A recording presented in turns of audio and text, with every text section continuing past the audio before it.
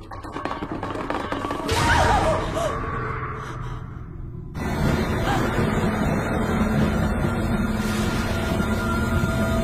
guys, selamat datang kembali di channel Alur Film Horor. By the way, gimana kabar kalian? Sehat? Kali ini saya akan merangkum sebuah film yang berjudul Bersekutu dengan Setan yang dirilis tahun 2018. Sengeri-ngeri apa ceritanya? Penasarin? Nggak usah banyak cincong di awal, siapkan diri kalian, pusatkan pikiran, jangan pernah berkedip, selamat menonton, dan inilah ceritanya.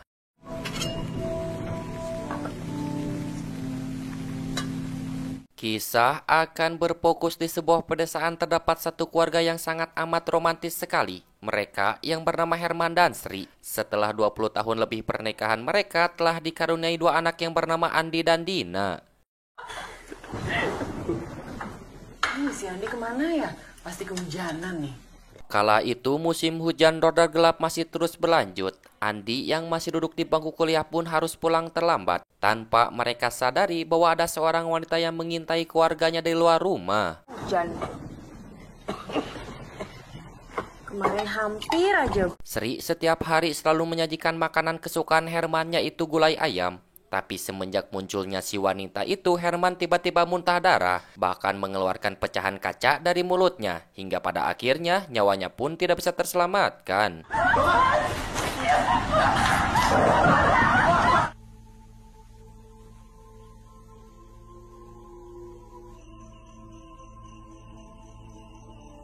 Setelah ditinggalkan oleh suaminya, Sri berniat akan menyimpan pecahan kaca itu, mungkin tujuannya untuk mengingat kejadian mengerikan di hari kemarin. Bahkan beliau pun berjanji tidak akan lagi membuat makanan kesukaannya Herman. Ibu, jangan lamun gitu terus nanti kesambet loh. Sri memanggil seorang pekerja serabutan yang bernama Pak Salim untuk membersihkan seluruh halaman rumah itu dan beberapa atap rumah yang bocor. Dan setelah pulang kuliah, Andi pun memperkenalkan kekasih barunya kepada mereka yang bernama Hanum.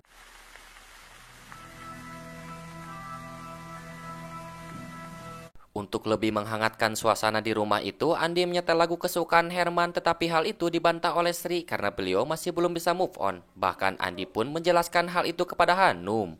Lagu kesukaan bapak aku. Saat sedang makan sore, Hanum perkenalkan dirinya kepada mereka bahwa Hanum sendiri sedang berbisnis makanan di kampusnya Andi. Bahkan beliau pun baru saja 2 bulan pindah ke kampung itu. Hanum baru pindah ke sini loh. 2 bulan lalu ya? Oh ya? Tetapi Andi hanya bisa mengira bahwa kematian Herman disebabkan serangan jantung. Padahal sebetulnya Herman tewas disebabkan adanya santet yang dikirim langsung oleh seorang wanita yang mengintai keluarganya di malam itu. Sampai sekarang ibu masih belum bisa ngelupain bapak. Tak lama kemudian mereka dikagetkan dengan Sri yang terjatuh karena kaki kanannya tiba-tiba sakit seperti ditusuk jarum. Kita bisa melihat bahwa rasa sakit itu bukan dari penyakit, melainkan santet yang dikirim oleh orang yang sama. Andi. Di tengah malam saat hujan dorgar gelap datang kembali, Sri mendengar suara piano dengan lagu kesukaannya Herman. Awalnya Sri curiga bahwa itu ulahnya si Andi, namun ketika ditelusuri ternyata piano tersebut menyala dengan sendirinya. Lalu setelah itu Andi pun muncul dan langsung membawa Sri untuk segera istirahat. Jangan terlalu banyak pikiran.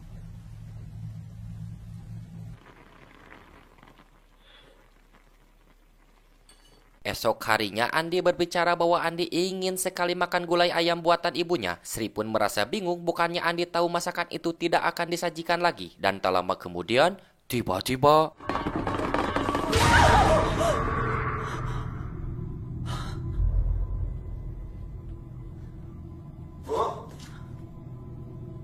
Yo, tentu saja Sri pun merasa terkejut, ternyata yang tadi bukan anaknya. Lalu setelah itu Andi mencoba menenangkan pikiran si ibu bahwa semuanya akan baik-baik saja.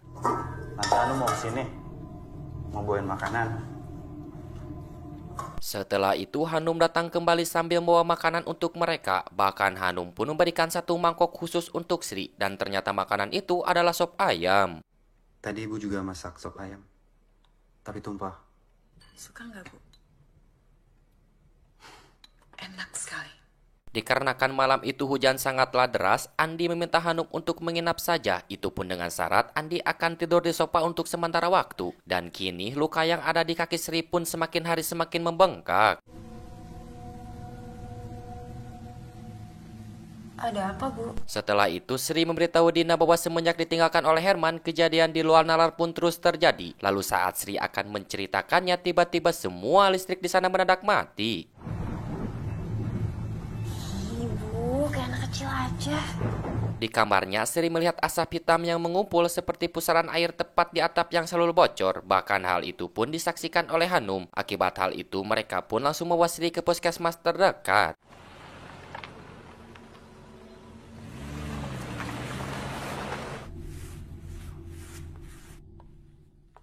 Diminum, Bu. Sesampainya di rumah, Pak Salim memberitahu Sri bahwa hari itu adalah hari terakhirnya Pak Salim kerja di sana. Sampai-sampai Pak Salim pun meyakinkan Sri jika ada hujan lagi maka atap itu akan baik-baik saja.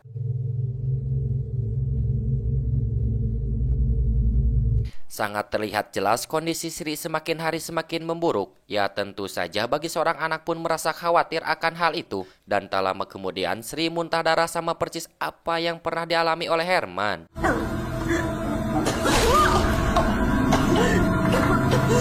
Di sana, sang dokter menjelaskan jika secara medis memang kondisi Sri baik-baik saja. Namun ketika Dina mengeluarkan pecahan kaca itu, si dokter hanya bisa menebak bahwa Sri mengalami gangguan mental yang mencoba bunuh diri dengan tangannya sendiri. Ya tentu saja mereka pun tidak terima dengan perkataan itu. Saya ada kenalan psikolog.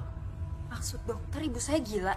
Mau bunuh diri? Ketika Sri sedang tertidur, di dalam lemari Dina menemukan pecahan kaca dari muntahan Herman waktu itu yang disimpan oleh Sri. Tak lama kemudian, Sri pun terbangun lalu menanyakan hal itu kepadanya. Namun untungnya Dina kebetulan sekali saat itu sedang membereskan baju ibunya. Yang sama dengan yang ada di ibu.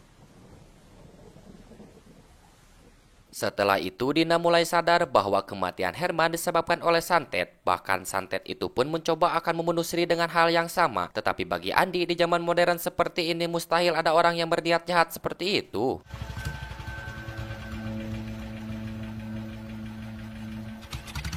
Singkat cerita, mereka berdua dipaksa oleh Sri harus masuk sekolah dengan alasan kondisinya baik-baik saja. Dan ternyata di balik paksaan itu, Sri akan pergi ke salah satu dukun yang bernama Jarwo, yang pernah ia temui 20 tahun yang lalu.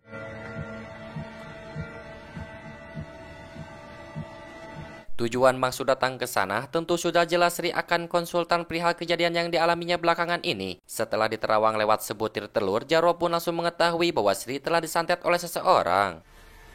Santet. Setelah itu, Jarwo pergi ke rumah Sri untuk mencari tahu titik keberadaan buhol yang telah disimpan oleh seseorang. Dan buhol tersebut ternyata disimpan di bawah lemari baju miliknya.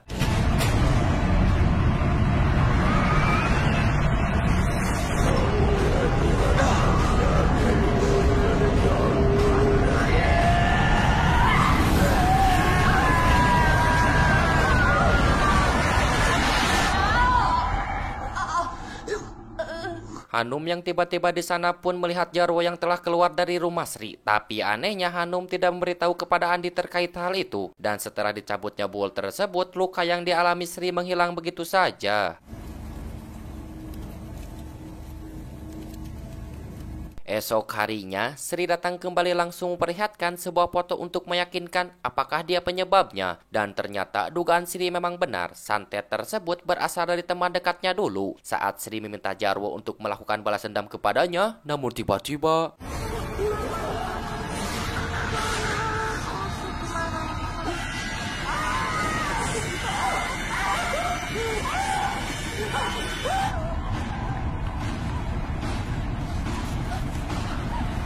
Di sisi lain, Dina sehabis pulang sekolah menemukan sebuah buku diary milik Sri yang berisi puluhan foto waktu beliau masih muda. Tanpa sepengetahuan Sri, Dina pun mengambil satu foto miliknya.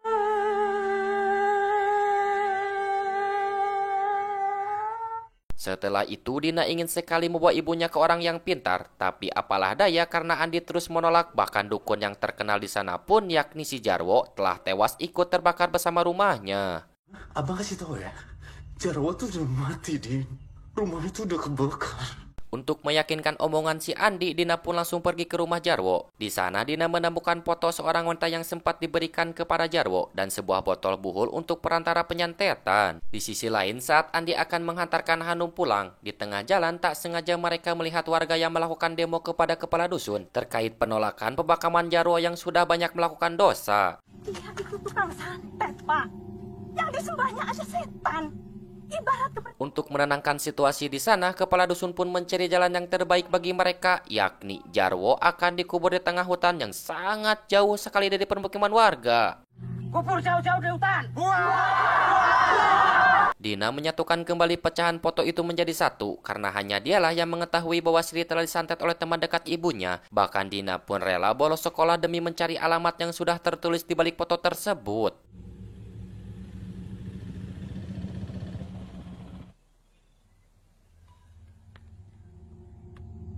Setelah menemukan rumah yang sama, Dina pun langsung mengetuk pintu rumah itu. Tetapi sayangnya si pemilik rumah itu tidak mau angkat bicara terkait sosok wanita yang sedang dicari. Sesungguhnya bersama kesulitan pasti ada kemudahan, yakni ada seorang nenek yang akan memberitahunya. Dan ternyata 2 bulan kebelakang si wanita yang bernama Laila telah diusir oleh warga disebabkan norma dan moralnya kurang baik di lingkungan itu. Tetapi si nenek tidak mengetahui betul kemana si Laila itu pergi.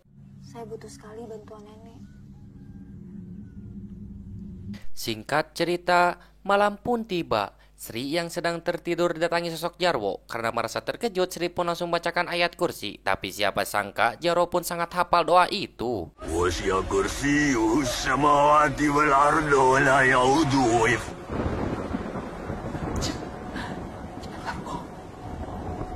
Setelah kejadian hal itu, Andi mulai berfirasat buruk bahwa ibunya mengalami gangguan hal-hal gaib. Selagi akan mencari tahu penyebabnya, Andi akan menitipkan Sri kepada Hanum yang sudah rela mau mengurus ibunya.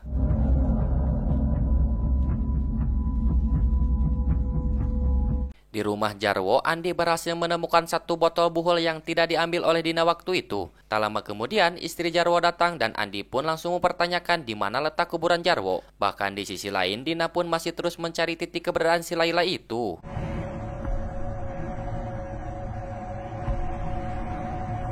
Setelah mengetahui kuburan Jarwo ada yang janggal, Andi berfirasat buruk bahwa Sri akan mengalami hal aneh yang lebih dari kemarin. Dugaan Andi memang benar, ketika Dina pulang ke rumah pun Sri sudah bertingkah menjadi aneh.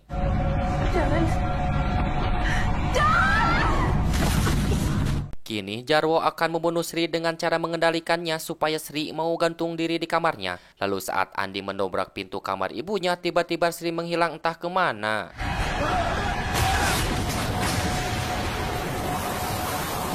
Akibat serangan Sri tadi yang membuat Dina tak sadarkan diri. Di sana Hanum mencoba menawarkan Andi untuk sementara tinggal di rumah Hanum selagi Andi akan mencari Sri yang menghilang. Karena meninggalkan Dina sendirian di rumah sangatlah berbahaya bagi keselamatannya.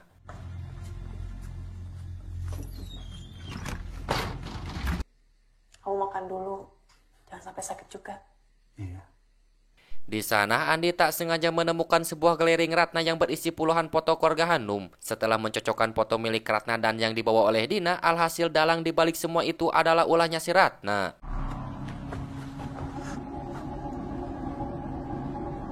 Kini Andi telah mengetahui bahwa nama asli Ratna adalah Laila. Di sana Andi menemukan 1 botol buhul yang ada dalam lemari milik mereka. Lalu setelah itu Andi pun akan membawa Dina dan Hanum keluar dari sana.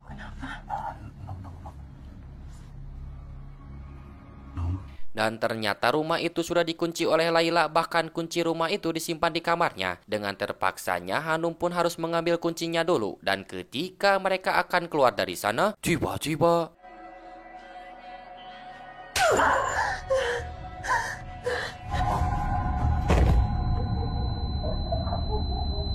ya, mereka telah bersekongkol untuk melakukan balas dendam. Kala itu, ketika Laila sedang hamil muda, Sri bersekutu dengan Jarwo untuk bisa meluluhkan hati suami Laila, yakni si Herman. Intinya, Sri sudah mengambil Herman dari tangan Laila dengan sangat mudah. Kami dianggap hina dan kutukan di kampung ini.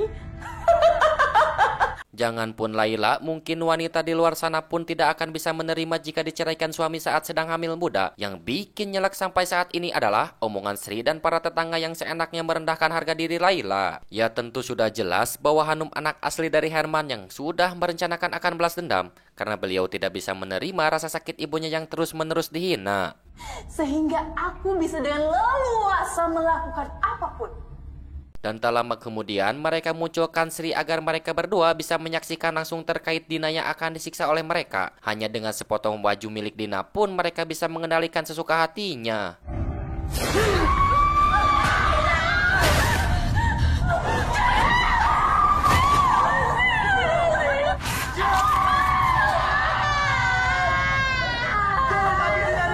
Andi mengambil kain bekas kompresan Dina milik mereka yang ada di sakunya dan lalu memasukkan ke botol yang sempat beliau ambil. Lalu setelah itu Layla pun memerintahkan Jarwo untuk segera mengubur Sri dalam keadaan hidup-hidup.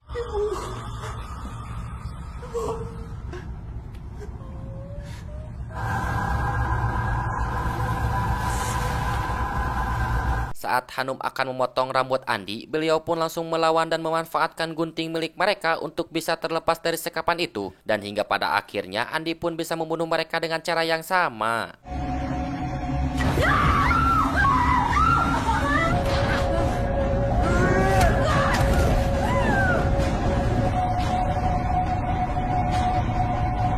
Setelah itu Andi pergi ke makam Jarwo untuk menyelamatkan ibunya. Jika Andi telat 1 menit saja, mungkin Sri tidak akan bisa selamat.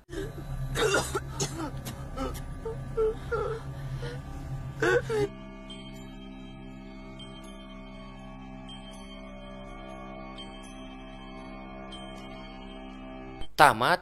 Saya Malpa mewakili orang yang pernah diselingkuhi pamit undur diri. See you next video. Bye-bye.